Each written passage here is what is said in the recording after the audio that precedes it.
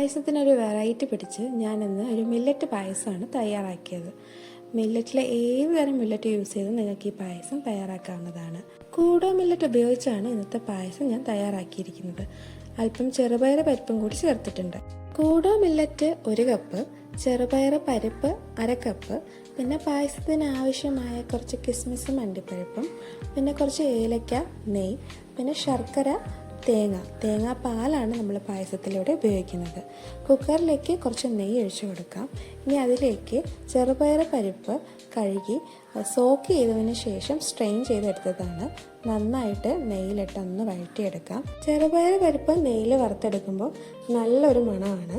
ഇനി ഇതിലേക്ക് മില്ലറ്റ് നമുക്ക് നന്നായിട്ട് കഴുകി സോക്ക് ചെയ്തതിന് ശേഷം സ്ട്രെയിൻ ചെയ്ത് ഇതിലേക്ക് ചേർത്ത് കൊടുക്കാം. നന്നായിട്ട് വഴറ്റിയെടുക്കാം.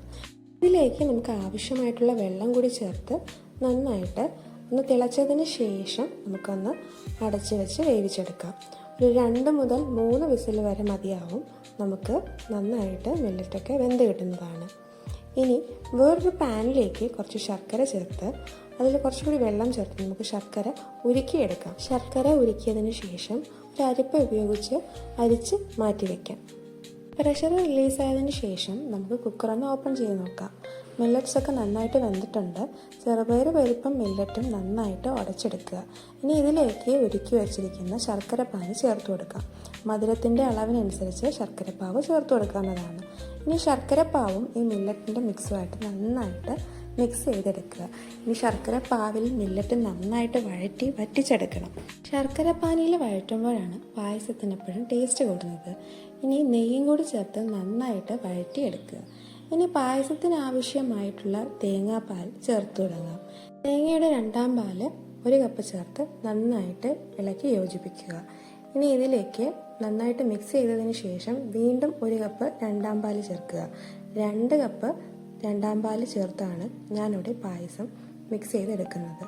ഇനി ഇതിലേക്ക് അല്പം ഏലക്കാപ്പൊടിയും കൂടി ചേർത്ത് നന്നായിട്ട് വറ്റിച്ചെടുക്കുക. 2ാം പാല് മുഴുവനും വറ്റി കഴിയുമ്പോൾ പായസം നല്ല കുറുകി നല്ല കളർ ചേഞ്ചോട് കൂടി റെഡിയാവുന്നതാണ്. തേങ്ങാപ്പാലിൽ വറ്റിക്കുമ്പോഴാണ് പായസത്തിന് ഏറ്റവും കൂടുതൽ ടേസ്റ്റ് ഉണ്ടാകുന്നത്. ഇനി ഇതിലേക്ക് നമുക്ക് 1 കപ്പ് തേങ്ങാപ്പാൽ കൂടി ചേർക്കേണ്ടതുണ്ട്. ഇനി 1ാം പാല് നല്ല കട്ടിയുള്ള 1ാം പാലും കൂടി ചേർത്ത് നന്നായിട്ട് പായസം മിക്സ് ചെയ്തെടുക്കാം. ഞാനിവിടെ 1 കപ്പ് 1ാം പാലാണ് ചേർത്തിട്ടുള്ളത്. നിങ്ങൾക്ക് 2 കപ്പ് വരെ ചേർക്കാവുന്നതാണ്. തിക്നെസ് എത്രയാണോ വേണ്ടത് അതിൻ്റെ ബേസിസിൽ തേങ്ങാപ്പാലിൻ്റെ അളവ് നിങ്ങൾക്ക് കൂട്ടാവുന്നതാണ്. 1ാം പാൽ ഒഴിച്ച ശേഷം നന്നായിട്ട് യോജിപ്പിച്ച് കൊടുക്കുക. എല്ലാ സ്ഥലങ്ങളിലും ഒരുപോലെ എത്തത്തക്ക വിധത്തിൽ നല്ല രീതിയിൽ മിക്സ് ചെയ്ത് കൊടുക്കുക. ഇനി കുറച്ച് നേരം അടച്ചു വയ്ക്കുക.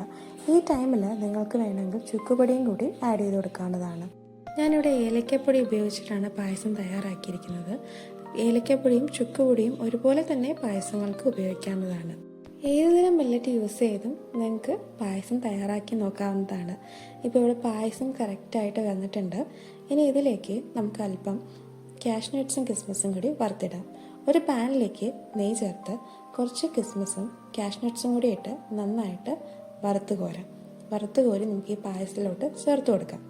ഇതിനോടൊപ്പം തന്നെ നിങ്ങൾക്ക് കുറച്ച് തേങ്ങാക്കൊത്തും കൂടി ചേർത്ത് വഴറ്റി ചേർക്കാവുന്നതാണ്. ഇനി പായസത്തിലേക്ക് ഒഴിച്ചു കൊടുത്ത് ഒന്ന് മിക്സ് ചെയ്തെടുക്കാം. മില്ലറ്റ് പായസം നല്ല അടിപൊളിയായിട്ട് റെഡിയായി വന്നിട്ടുണ്ട്.